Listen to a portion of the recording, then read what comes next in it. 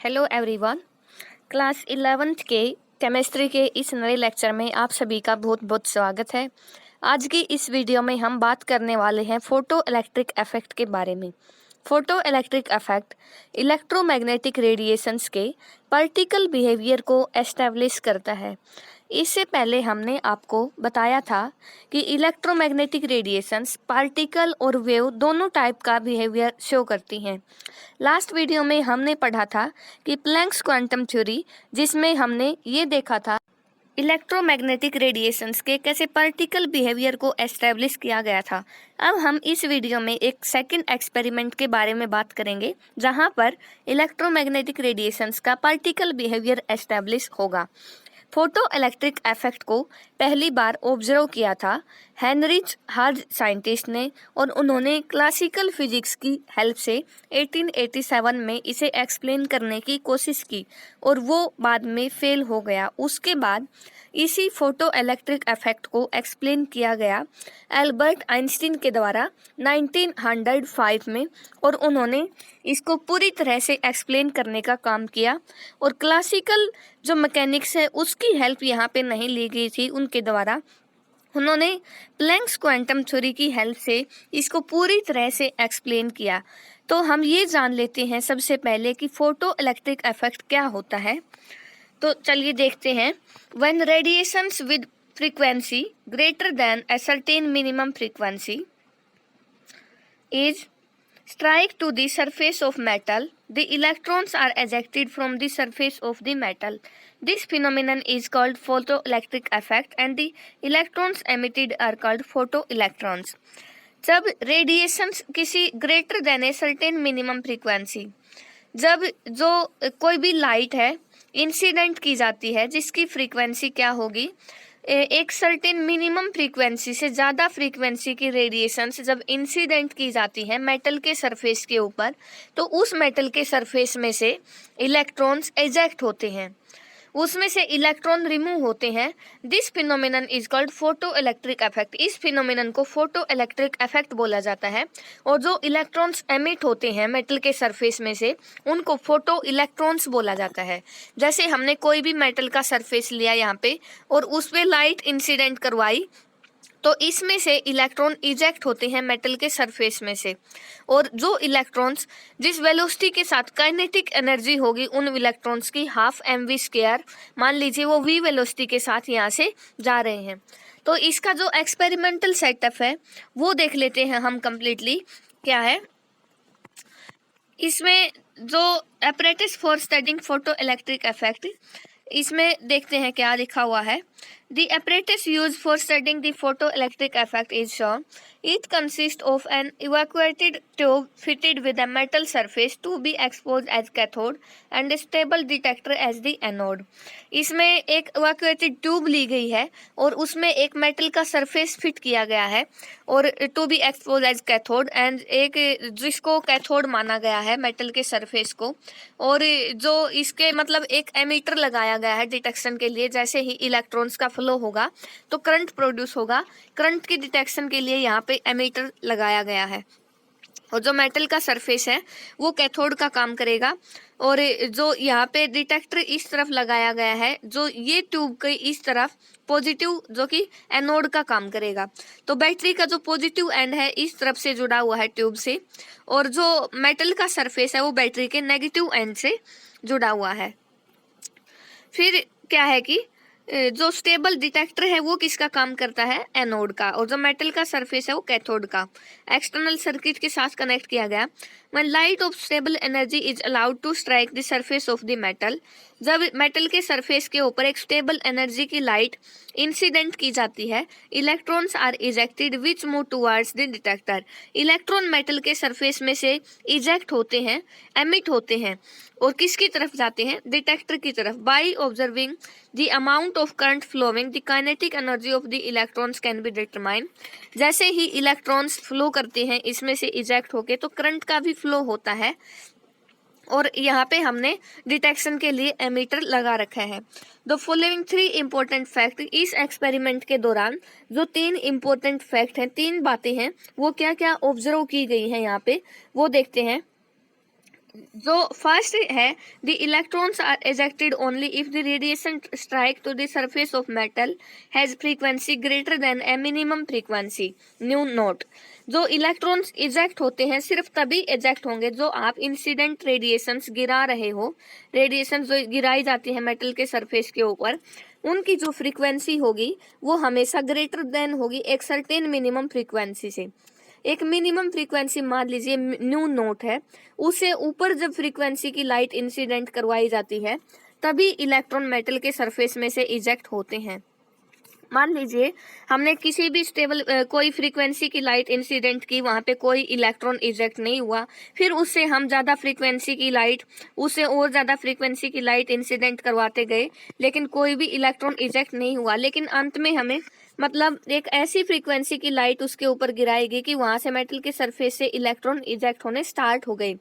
तो उस फ्रीक्वेंसी से जो नीचे की फ्रीक्वेंसी होंगी, मान लीजिए न्यू नोट के ऊपर कोई भी इलेक्ट्रॉन इजेक्ट नहीं हुआ था, इससे जैसे ही एक पॉइंट हम आगे बढ़े तो इलेक्ट्रॉन इजेक्ट हुए।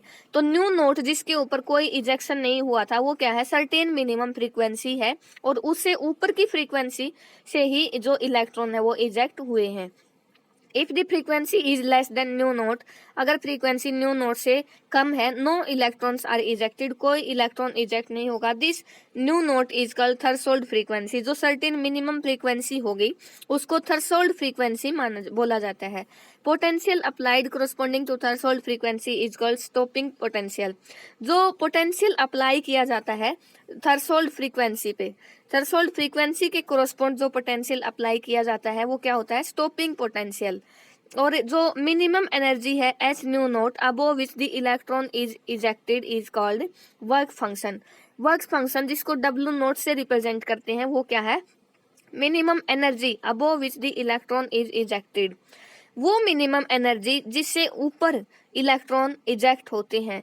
मान एच नोट के ऊपर कोई भी इलेक्ट्रॉन इजेक्ट नहीं हुआ, जैसे ही इसे नेक्स्ट स्टेप बढ़े हम तो इलेक्ट्रॉन इजेक्ट होना स्टार्ट हो गए, तो एच नोट यहाँ पे क्या होगा, मिनिमम एनर्जी होगी एच न्यू नोट कि इससे ऊपर इलेक्ट्रॉन का इजेक्शन होगा, और एच न्यू नोट को हम क्या बोलेंगे, वर्क फंक्शन डब्ल्यू नोट।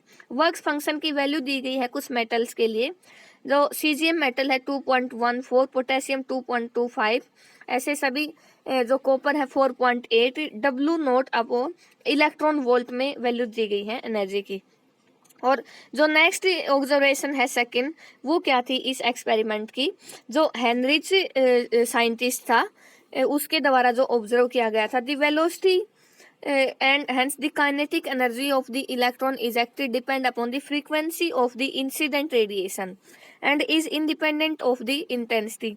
जो वेलोसिटी है इलेक्ट्रॉन्स की, जो भी इलेक्ट्रॉन्स इजेक्ट होंगे उनकी जो वैलेंसी होगी वो वेलोसिटी होगी वो किसके ऊपर डिपेंड करेगी, जो इंसिडेंट रेडिएशन हम गिरा रहे हैं उस रेडिएशन की जो फ्रीक्वेंसी होगी उसके ऊपर डिपेंड करेगी। और जो इंटेंसिटी है, जब हम कितनी भी इंटेंसिटी इंक्रीज कर रहे हैं या कम कर रहे हैं ज्यादा, तो उसके ऊपर डिपेंड नहीं करेगी। वेलोसिटी किसके ऊपर डिपेंड करेगी, frequency of incident radiation.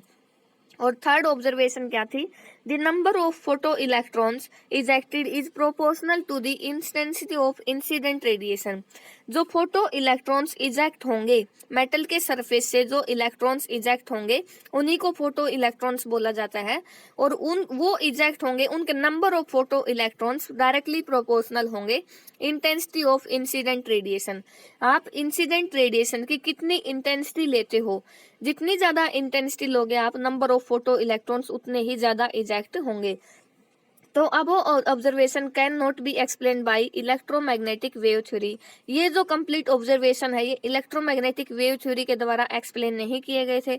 According to this theory, since radiations are continuous, जो रेडिएशंस है वो कॉन्टिन्यूअस है, therefore it should be possible to accumulate energy on the surface of metal irrespective of the frequency, and thus radiation of all frequencies should be able to eject electron। तो एक certain minimum frequency की जो radiation होंगी उससे ऊपर ही हम light incident करके electrons eject कर सकते हैं। और अब इस थ्योरी के अकॉर्डिंग जो एनर्जी है इजेक्टेड इलेक्ट्रॉन्स की should depend upon the intensity of the incident radiations.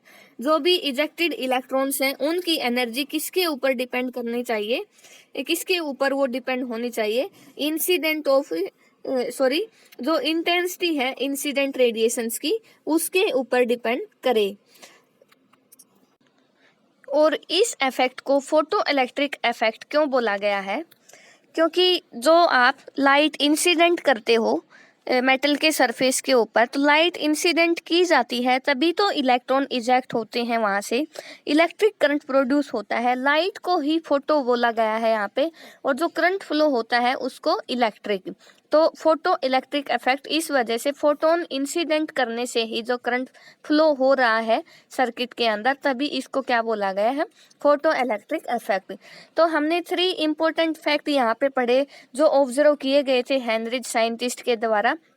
और लेकिन ये बाद में क्या हुआ, उन्होंने क्लासिकल मैकेनिक्स की वजह से मतलब जो हेल्प ली थी उसकी वजह से इसमें यहाँ पे कमियां देखी गई कि इसी वजह से ये जो क्लासिकल मैकेनिक्स के कारण ये फेल हो गया। इसके फेलियर का क्या क्या रीजन रहा होगा देखते हैं। क्लासिकल मैकेनिक्स में ये कहा गया कि किसी भी इलेक्ट्रोमैग्नेटिक रेडिएशंस के लिए जो एनर्जी होगी वो एनर्जी हमेशा डायरेक्टली प्रोपोर्शनल होगी इंटेंसिटी की, और जितनी ज़्यादा इंटेंसिटी की इंसिडेंट रेडिएशन मेटल के सरफेस के साथ टकराई जाती है, गिराई जाती है, तो एनर्जी उतनी ही मतलब ज़्यादा होगी जितनी ज़्यादा इंटेंसिटी होगी। अगर इंटेंसिटी ज़्यादा है, जैसे रेड लाइट इंसिडेंट करवाई गई है, तो रेड मान लीजिए एक मेटल का सरफेस यहाँ पे है और एक इस तरफ है, ये रेड लाइट अगर इसके ऊपर से इंसिडेंट करवाई जाती है और एक के ऊपर येलो लाइट इंसिडेंट करवाई जाती है मेटल के सरफेस के ऊपर, तो रेड लाइट की जो इंटेंसिटी है वो ज़्यादा होती है, तो इस वजह से उसकी एनर्जी भी ज़्यादा होनी चाहिए, और जो येलो लाइट है वो बहुत कम इंटेंसिटी की होती है। तो हायर एनर्जी है जैसे रेड लाइट की, तो उसकी इंटेंसिटी भी कैसी होनी चाहिए, हाई। तो जब इंसिडेंट करवाई गई रेड लाइट की इलेक्ट्रोमैग्नेटिक रेडिएशंस, लेकिन तब भी कोई भी इलेक्ट्रॉन वहाँ पे इजेक्ट नहीं हुआ। हम यहाँ पे पोटेशियम मेटल सरफेस की बात कर रहे हैं, हमारा जो एग्जाम्पल है यहाँ पे कौन सी मेटल का रहेगा, पोटेशियम मेटल का। रेड लाइट जब इसके ऊपर इंसिडेंट करवाई गई है हाई इंटेंसिटी की और हाई एनर्जी की, लेकिन तब भी यहाँ पे कोई जो इलेक्ट्रॉन्स है वो इजेक्ट नहीं हो रहा है, और बल्कि जो येलो लाइट इंसिडेंट अगर करवाई जाती है पोटेशियम मेटल के सरफेस के ऊपर, तब भी कम एनर्जी की होती है, तब भी इलेक्ट्रॉन यहाँ पे इजेक्ट हो गया है। तो ऐसा क्यों ऐसा हुआ, इसका भी मतलब इसी वजह से ये एक फेलियर का काम हुआ, क्लासिकल मैकेनिक्स फेल हो जाती है यहाँ पे। तो जो फोटो इलेक्ट्रिक इफेक्ट है उसको जो कम्प्लीटली अच्छे से एक्सप्लेन किया गया है एल्बर्ट आइंस्टीन के द्वारा। उन्होंने एक्सप्लेनेशन के लिए प्लैंक्स क्वांटम थ्योरी की हेल्प ली है, और उन्होंने कहा जो भी इलेक्ट्रोमैग्नेटिक रेडिएशन इंसिडेंट कर रही है वो इलेक्ट्रोमैग्नेटिक रेडिएशन कंटिन्यूअस वेव की तरह नहीं होती है, लेकिन प्लैंक जो हेनरिच हर्ट्ज साइंटिस्ट थे उन्होंने इसके अपोजिट बोला गया था। वो बोल रहे थे कि जो इलेक्ट्रोमैग्नेटिक रेडिएशन इंसिडेंट करवाई गई है वो किसकी तरह बिहेव करती है, कंटिन्यूअस वेव की तरह बिहेव करती है। और उन्होंने जो एल्बर्ट आइंस्टीन साइंटिस्ट हैं उन्होंने बोला इलेक्ट्रोमैग्नेटिक रेडिएशन जो इंसिडेंट करवाई गई है वो कंटिन्यूअस वेव की तरह नहीं होता है, बल्कि वो एनर्जी के एक पैकेट की तरह होता है। छोटे छोटे एनर्जी के पैकेट होते हैं, और हर पैकेट की जो एनर्जी होती है वो E = h के इक्वल होती है। हर पैकेट की एनर्जी क्या होगी, E = h के इक्वल आएगी।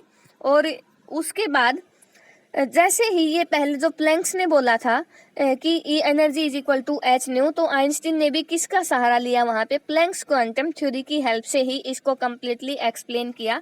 प्लैंक्स ने पहले ही ये बोला था, और E = h जो एनर्जी होगी ये पहले प्लैंक्स क्वांटम थ्योरी के अकॉर्डिंग आ चुका है, और एल्बर्ट आइंस्टीन ने इसी का यूज़ करते हुए फोटो इलेक्ट्रिक इफेक्ट को कम्प्लीटली एक्सप्लेन किया है। जैसे हम दोबारा से अगर पोटेशियम मेटल का सरफेस लिया गया है और यहाँ पे अब अगर हमने रेड लाइट इंसिडेंट करवाई गई है और यहाँ पे येलो लाइट इंसिडेंट करवाई गई है, तो येलो लाइट की जो फ्रीक्वेंसी होगी वो रेड वाली से ज़्यादा होती है, और रेड लाइट की जो फ्रीक्वेंसी है वो क्या होगी, कम होगी। तो कम फ्रीक्वेंसी अगर कम है तो E is equal to h nu से उसकी एनर्जी भी क्या रहेगी, कम रहेगी, और येलो लाइट की एनर्जी क्या होगी, ज़्यादा। तो कम एनर्जी होने की वजह से अगर आप मेटल के सरफेस के पास ये रेडिएशन एमिट करते हो रेड लाइट वाली, तो कम एनर्जी होने की वजह से इसमें से इलेक्ट्रॉन बाहर नहीं निकल रहे हैं। तो ऐसा बिल्कुल भी नहीं होता है, कम एनर्जी की वजह से जो इलेक्ट्रॉन्स है वो मेटल के सरफेस से इजेक्ट नहीं होंगे। और जो येलो लाइट की फ्रीक्वेंसी है वो ज़्यादा होने की वजह से जो एनर्जी होगी वो भी ज़्यादा होगी येलो लाइट की इंसिडेंट रेडिएशन की, और इतने ज़्यादा फोटॉन्स होने की वजह से जो एक एक फोटोन के साथ एक एक इलेक्ट्रॉन वहाँ से इजेक्ट होगा। इसी वजह से जो लिमिटेशन पाई गई थी, तो रेड लाइट कम एनर्जी होने की वजह से और कम फ्रीक्वेंसी होने की वजह से इलेक्ट्रॉन इजेक्ट नहीं हो सकते इसमें से। येलो लाइट में से एक एक फोटोन एक एक इलेक्ट्रॉन को इजेक्ट कर सकता है। तो जो पोटेशियम मेटल के केस में रेड लाइट में इलेक्ट्रॉन नहीं निकल सकते हैं, और उन्होंने इसे एक्सप्लेन किया इसी पॉइंट के ऊपर जो फर्स्ट पॉइंट दिया गया है आइंस्टीन के अकॉर्डिंग इलेक्ट्रोमैग्नेटिक रेडिएशंस को कैसे एक्सप्लेन किया गया। When light of some particular frequency falls on the surface of metal, photon give its entire energy to the electron of the metal, or electron will be dislodged detached from the metal atom. A photon is sufficient to overcome the force of attraction of the electron by the nucleus. Nucleus और electron के बीच में जो force of attraction होता है उसको overcome किया जाता है एनर्जी के द्वारा। अगर आप कम फ्रीक्वेंसी की लाइट इंसिडेंट करते हो तो उसकी एनर्जी भी E is equal to h nu से रिलेशन से एनर्जी भी कम होगी।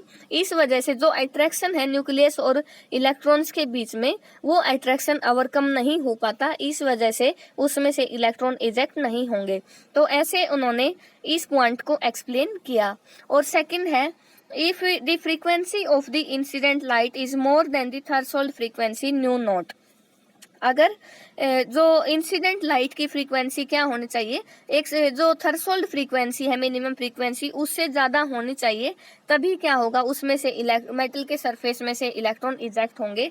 और जो एक्सेस एनर्जी है वो क्या होगी, h nu minus h nu naught is impaired to the electron as the kinetic energy. और जो इलेक्ट्रॉन की काइनेटिक एनर्जी होगी, जो इलेक्ट्रॉन इजेक्ट होंगे वो होगी half mv square. E is equal to h nu minus nu naught और E is equal to half mv square. इन दोनों को आप कंपेयर करोगे, half mv square is equal to h nu minus h nu naught, तो आएगा h nu is equal to h nu naught plus half mv square. और h nu naught को आप वर्क फंक्शन डब्ल्यू नॉट से represent कर सकते हो, तो h nu is equal to W naught plus half mv square. और इस रिलेशन को बोला जाता है आइंस्टीन फोटो इलेक्ट्रिक इक्वेशन, और ये बहुत ही इंपॉर्टेंट इक्वेशन होती है आइंस्टीन फोटो इलेक्ट्रिक इक्वेशन। इस आइंस्टीन ने क्या बोला, अगर फ्रीक्वेंसी एक सर्टेन मिनिमम फ्रीक्वेंसी से ज़्यादा फ्रीक्वेंसी की लाइट जब इंसिडेंट करवाई जाएगी तभी उसमें से फोटो इलेक्ट्रॉन्स इजेक्ट होंगे। और वो फोटो इलेक्ट्रॉन्स जो इजेक्ट होते हैं उसकी काइनेटिक एनर्जी डिपेंड करती है उसकी फ्रीक्वेंसी के ऊपर। उन फोटो इलेक्ट्रॉन्स की जो काइनेटिक एनर्जी होगी वो किसके ऊपर डिपेंड करेगी, जो आप इंसिडेंट रेडिएशन उसके ऊपर गिराते हो उसकी फ्रीक्वेंसी के ऊपर डिपेंड करती है। और जो थर्ड पॉइंट है वो एल्बर्ट आइंस्टीन ने कैसे एक्सप्लेन किया था वो देखते हैं कि जैसे ही जब इंटेंसिटी ज़्यादा होगी तभी इलेक्ट्रॉन्स इजेक्ट होंगे। मतलब अगर इंटेंसिटी इंक्रीज करेंगे तो जो नंबर ऑफ फोटॉन्स हैं वो भी इंक्रीज होंगे और एक एक फोटॉन एक एक इलेक्ट्रॉन के साथ इंटरेक्ट करेगा और उसी के कारण इलेक्ट्रॉन बाहर निकलेंगे। अगर फोटॉन ज़्यादा होंगे तो नंबर ऑफ इलेक्ट्रॉन्स क्या होंगे, इंक्रीज होंगे, और जो करंट है वो भी क्या होगा, इंक्रीज होगा। नंबर ऑफ फोटॉन्स ज़्यादा होना मतलब इंटेंसिटी ज़्यादा होना। इंटेंसिटी किसी भी लाइट की इंक्रीज होगी तो मोर इलेक्ट्रॉन्स इजेक्ट होंगे। तो आइंस्टीन के द्वारा यही बोला गया है, increasing the intensity of given frequency. अगर जो भी इंसिडेंट लाइट है उसकी फ्रीक्वेंसी ज़्यादा होगी तो काइनेटिक एनर्जी ज़्यादा होगी, और इंटेंसिटी अगर उसकी इंक्रीज करते हैं, number of photons, frequency increases the number of photons but does not increase the energy of photon. जो फ्रीक्वेंसी होगी वो नंबर ऑफ फोटॉन्स को तो इंक्रीज कर सकती है लेकिन फोटॉन्स की एनर्जी को इंक्रीज नहीं करेगी। जैसे ही आप ज़्यादा फ्रीक्वेंसी की light increasing the intensity of light of given frequency increase number of photons. जब आप ज़्यादा इंटेंसिटी की लाइट इंसिडेंट करते हो तो नंबर ऑफ फोटॉन्स तो हमारे बढ़ जाएंगे, लेकिन जो एनर्जी है, फोटॉन्स की एनर्जी इंक्रीज नहीं होती है। ज़्यादा इंटेंसिटी होने से नंबर ऑफ फोटोन इंक्रीज होंगे। तो इंटेंसिटी लाइट की इंक्रीज तभी होगी जब आप उसकी फ्रीक्वेंसी ज़्यादा लेंगे और मोर इलेक्ट्रॉन्स आर इजेक्टेड। जैसे जैसे उसकी इंटेंसिटी ज़्यादा होगी तो नंबर ऑफ फोटॉन्स इंक्रीज होंगे। नंबर ऑफ फोटॉन्स इंक्रीज होंगे तो एक एक इलेक्ट्रॉन एक एक फोटोन के द्वारा इजेक्ट किया जाएगा। तो ये कम्प्लीटली एक्सप्लेन किया गया था आइंस्टीन के द्वारा, जो कि हेनरिच जो हार्ड साइंटिस्ट थे उनके द्वारा ऐसा एक्सप्लेन नहीं किया गया था। तो इससे हमें जो इलेक्ट्रोमैग्नेटिक रेडिएशन है उसके पार्टिकल बिहेवियर के बारे में पता चलता है। और नेक्स्ट वीडियो में हम करने वाले हैं इन्हीं कॉन्सेप्ट के बेस पे न्यूमेरिकल्स, और उसके बाद हम पढ़ेंगे हाइड्रोजन का एटॉमिक स्पेक्ट्रा और bore atomic model. Thanks for watching.